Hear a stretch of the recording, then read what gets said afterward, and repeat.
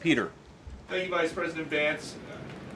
The big holdup is, of course, that you guys say illegal immigrants are getting taxpayer-funded health care. Democrats say you're lying. That makes it feel like it could be a really long shutdown. Is this going to be a long shutdown?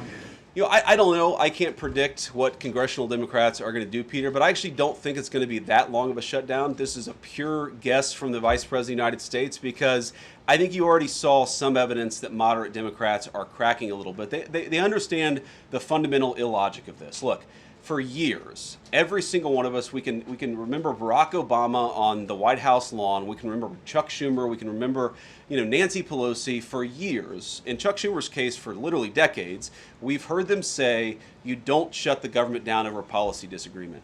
Okay, Republicans think this thing about health care, that thing about health care. Democrats think this thing about immigration, Republicans disagree. Whatever those disagreements are, you don't shut down the government over it. For the first time since the Democrats have been in politics, they're now saying that unless we get every policy item that we demand, we're going to shut down the people's government. They're trying to take a hostage, and we're not going to let them.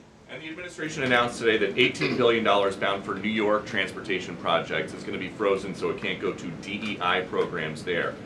But the timing of this, does announcing that today mean that you guys are going to squeeze Chuck Schumer's home state until he blinks? Look, I haven't talked to Russ about this morning, but look, I'm sure that Russ is heartbroken about the fact that he's unable to give certain things to certain constituencies.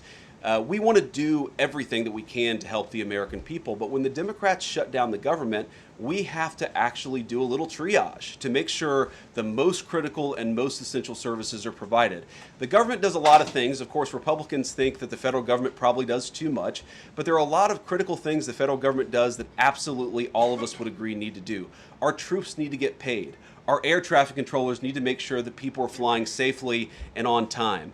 We need low-income people to be able to access the food services that are provided by the federal government. There are critical things that need to be saved. We're going to do everything that we can over the coming weeks, if the shutdown lasts that long, to ensure that people get the essential services that they need, despite the fact that Chuck Schumer has shut down the federal government. It's not going to be perfect because we are in a government shutdown. We are going to have to lay some people off if the shutdown continues. We don't like that. We don't necessarily want to do it, but we're going to do what we have to keep the American people's essential services continuing to run.